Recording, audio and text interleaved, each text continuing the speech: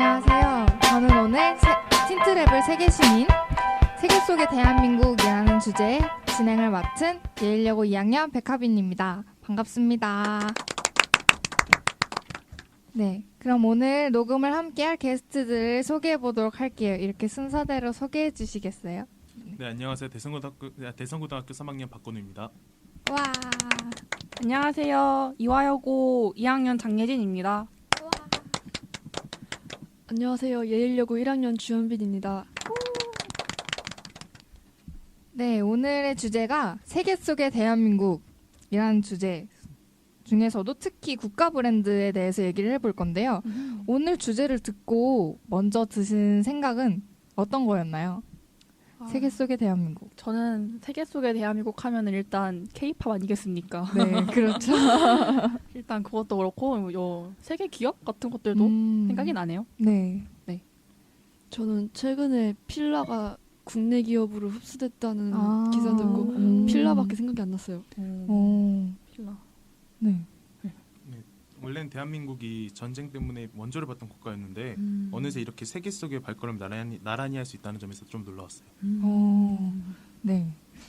그렇네요. 그러면 이제 우리는 대한민국이란 국가 브랜드가 뭔지 알아보도록 할게요. 예. 일단 브랜드란 우리가 신는 신발이나 들고 다니는 가방에 붙어 있는 것처럼 상품 판매자가 자기 상품을 다른 상품과 구별하기 위해 붙이는 일종의 표식이라고 할 수 있습니다.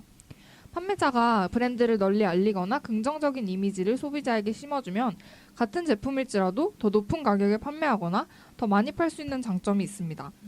뭐 그냥 티셔츠를 생각해봐도 그냥 흰 티임에도 불구하고 브랜드 로고가 박힌 것과 아닌 것은 가격에도 큰 차이가 있죠. 그쵸. 네, 그런 걸 통해서 알 수 있을 것 같아요. 그렇다면 국가 브랜드는 또 뭔지, 요즘 뉴스에 국가 브랜드라는 말이 굉장히 많이 나와요.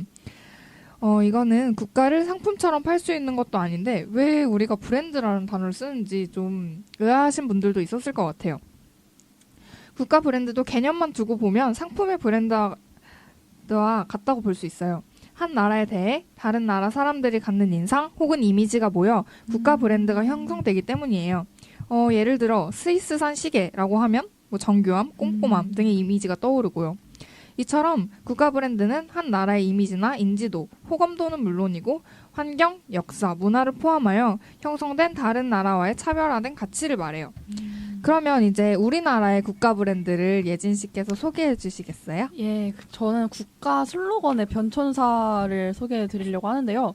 우리나라 국가 슬로건이 있다는 걸 약간 부끄럽게 하자면 저는 지금 처음 알았어요. 반성하세요. 네, 반성해야 될 것 같아요. 네, 그래서 소개를 해드리자고 하면은 먼저 조용한 아침의 나라로 우리나라가 알려져 있다고 합니다. 예전에.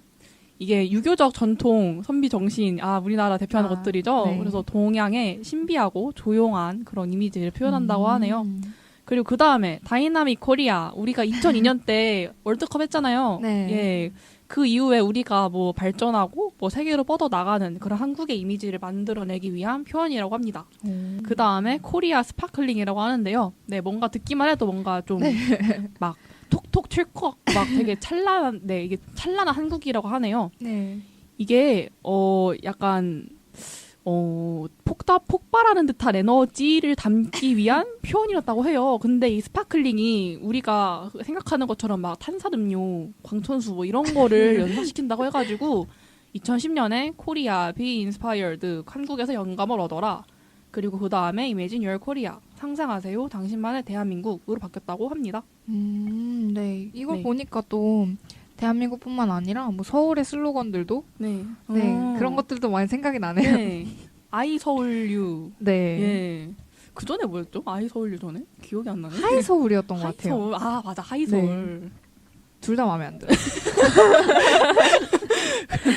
예, 이게 주워 들은 건데 이게 막 네. 서울의 특징을 잘 표현 못하네 뭐네 네, 이렇게 해가지고 맞아요. 되게 논란이 많이 되고 있었다고 해요. 네. 그렇답니다. 그렇죠. 지금 말하는 것처럼 국가 브랜드 이미지 향상을 위한 노력이 중요한데요. 네. 그 노력으로는 문화권별 공략, 연령별 소통, 문화 콘텐츠 경험 확대, 상징으로서의 서울, 관광 노선과 스토리 기획 등이 있는데 예를 들어보자면 문화권별 공략에는 탈식민지 국가군 중 저소득 국가의 국민은 한국에 대해 관심이 많고 호감을 보인다. 중국인도 호의적인 편이나 한국적 우월감이나 지나치 신토부리 등은 역효과를 가져올 수 있다 등이 있고 그렇죠. 연령별 소통으로는 한국은 젊은 연령층에게 호감이 높고 연령대가 높아질수록 부정적이다가 있습니다. 네. 이걸 보니까 또 저는 그냥 우리나라 사람들이 외국에 가서 우리나라 알리려고 늘 하는 질문 있잖아요. 예. Do you know 김치?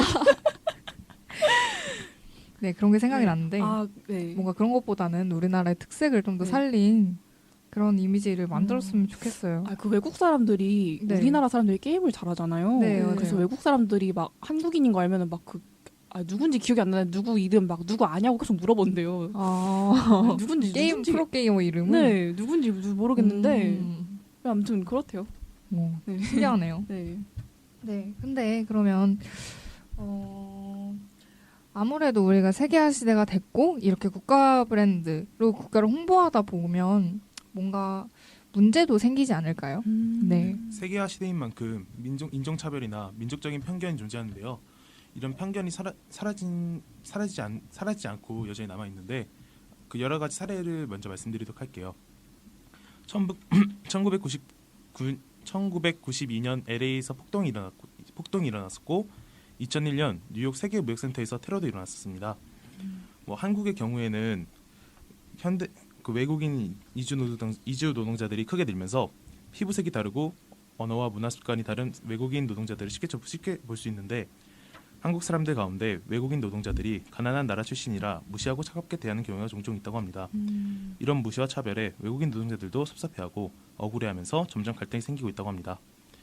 또 미국, 영국, 스웨덴, 핀란드, 독일 등의 나라에서는 세계화를 받아들이되 국민들이 받을 충격을 최소화하기 위해서 복지제도나 노동자 보호제도 등 국민의 기본권을 지키기 위한 제도적 장치를 두었습니다.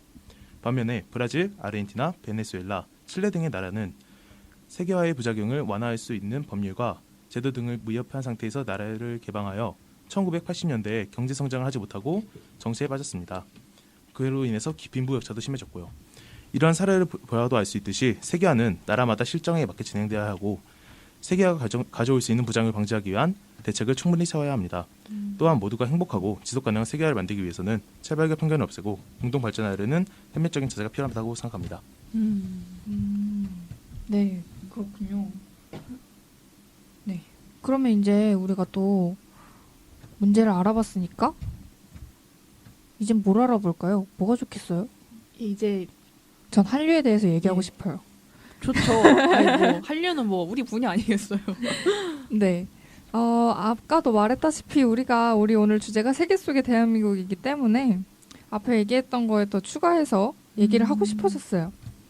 그래서 아무래도 이렇게 한류하면 또 처음에 말했던 것처럼 K-팝을 빼놓을 수가 없는데 네, 어떤 K-팝 곡을 가장 좋아하시나요? 네. 저는 요즘 그레이가 좋습니다. 네, 저는 요즘 네. 왜 웃는 거예요? 아유, 저는 예. 요즘 좋은 그룹이 너무 많아요. 네. 소개 좀 해주세요. 저는 일단요 네. 뉴이스트가 좋고요. 그리고 네. 뉴이스트가 좋아요. 네. 그리고 네. 워너원도 좋아요. 네. 근데 이게 워너원이랑 그룹이 프로듀스 워너원이라는 네. 프로그램을 통해서 데뷔를 했는데 얼마 전에 또 중국에 그 짝퉁 프로그램이 생겼다고 해요. 그래서 세상에. 한류가 엄청난 건 알겠는데 네. 좀 충격적이었어요. 아예 예. 뭐 모든- 프로그램 얘기가 나와서 하는 거지만 네. 중국에서는 완전히 그 우리나라 프로그램을 완전히 또 이렇게 똑같이 형식을 사는 것도 있지만 네. 그냥 갖다 쓰는 경우도 있거든요. 그래서 이번에 세상에. 중국판 쇼미더머니가 쇼미더. 좀 문제가 많았어요. 그러면 이제 중국말로 막 랩하는 건가요? 네, 랩인 차이나라고 세상에. 있는데 막 거기 결승전 나온 네. 사람들이 막 그 노래 아시죠? 오키도키 네, 송민호하고 네. 지금 오키도키를 네. 그대로 따라하고 소름 돋아요 지금. 그리고 또 무슨 노래가 있었냐면 빨리 전화해 뭐 어. 이런 되게 그 쇼미더머니에 나오신 분들의 히트곡을 그대로 왜 가사만 바꿔서 왜 그럴까요? 중국 법이 좀 특이해서 해외에서 거를 뺏으면 저작권에 영향을 안 받아요. 그런 영향이 좀 크죠. 네. 그래서 제가 그 우리나라 노래랑 그 중국 분들이 부르신 노래랑 이렇게 네. 겹쳐져서 겹쳐놓은 걸 들어봤는데 네. 똑같아요. 깜짝 놀랐어요, 진짜. 맞아. 그래서 네. 진짜 중국에다 소송 걸어도 해외 사람들이 진대요. 그래서 네. 되게 이상한 나라예요, 정말. 네, 제가 독특한 것 같아요. 네, 그럼 연빈 씨, 우리가 한류를 네. 좀 더 좋은 방법으로 발전시키려면 어떻게 해야 될까요? 일단 한류라는 게 중국, 일본, 대만, 동남아시아를 넘어 전 세계에 확산되고 있잖아요. 이게 단순히 드라마, 케이팝, 영화 등의 장르를 넘어서 한국 관광, 식품, IT, 자동차, 의류산업 등등이 있는데 이게 한국 문화 전반에 대한 세계적인 주목과 관심으로 이어지고 있어요. 이런 한류의 확산을 지속적으로 이끌어가기 위해서는 체험 위주의 화려한 볼거리, 즐길거리, 먹을거리, 이야기거리에 잘 융합된 프로그램의 개발과 이에 대한 끊임없는 노력이 필요합니다. 그렇군요. 네. 그렇군요. 멋있습니다. 네, 그러면 이제 오늘 생각보다 시간이 얼마 안 지났네요. 네. 네, 그래서 오늘 우리나라와 세계화 그리고 한류에 대해서 알아보았으니까 이제 마지막으로 건우 씨가 다양함과 세계화에 대해서 정리를 해주세요. 다양함은 발전과 진화의 원동력이라고 할 수 있는데요. 세계가 가까워지고 교류가 늘어날수록 문화를 주고받고 공감하는 것은 중요하지만 자기의 정체성을 잃고 다른 문화 속에 휩쓸려서는 안 된다고 생각합니다. 각자의 고유 문화는 객관적, 물리적 척도로 잴 수 있는 것이 아니고 일률적인 시각으로 판단하는 것도 옳지 않으므로 그 문화를 만들어 온 사람들의 역사와 관습 등을 존중해줘야 합니다. 이런 관점을 문화의 상대성 혹은 다양성이라고 합니다. 세계화의 첫걸음은 다른 나라에서 온 우리들의 이웃이자 친구를 차별과 편견 없이 대하고 더불어 사는 사회를 만들어가는 것입니다. 다른 문화를 존중하고 이해한다면 더불어 사는 행복한 사회를 만들 수 있을 것입니다. 세계화가 시대인 지금 우리가 고려해야 할 한 가지는 한 나라의 문제가 비단 그 나라의 문제나 그 나라의 문제에 그치지 않고 인류의 전체 문제로 확산될 수 있다는 점입니다. 인구가 과하게 증가한다거나 환경을 파괴하거나 전쟁을 벌인 모든 인들이 서로 영향을 미칠 수 있습니다. 그렇기에 우리는 더욱 다른 나라의 사회, 문화, 환경 등을 이해하고 서로를 배려해야 합니다. 지속가능한 세계화는 각 나라와 민족이 차별과 편견 등을 버리고 공동으로 발전하려는 협력적인 자세를 갖출 때 비로소 가능할 것입니다. 네. 오늘 우리 세계 속의 대한민국, 한류, 그리고 세계화된 시대에 살아가는 사람으로서 가져야 할 자세까지 정말 많은 것들을 배운 시간이었던 것 같아요. 오늘 녹음 어떠셨나요, 예진 씨? 아, 예. 일단 가장 큰 거는 우리나라 슬로건의 변천사를 안 건데. 저 왜 몰랐을까요? 반성하세요. 네, 반성 중입니다. 아, 되게 많이 들어봤는데 네. 이렇게 슬로건인 줄은 상상도 못 하고 있었어요. 네, 정말 네, 좋은 슬로건이고요. 저도 슬로건 만들어 보고 싶네요. 네, 저도 네. 다음에는 네. 우리나라 만약에 슬로건 공모전을 한다면 꼭 참여해보고 싶어요. 네, 좋을 것 네. 같아요. 재밌을 것 같아요. 네, 연빈 씨는 어떠셨나요? 저도 딱 슬로건에 대해서만 네. 인사드려요. 네, 저도 한번 만들어보고 싶어요.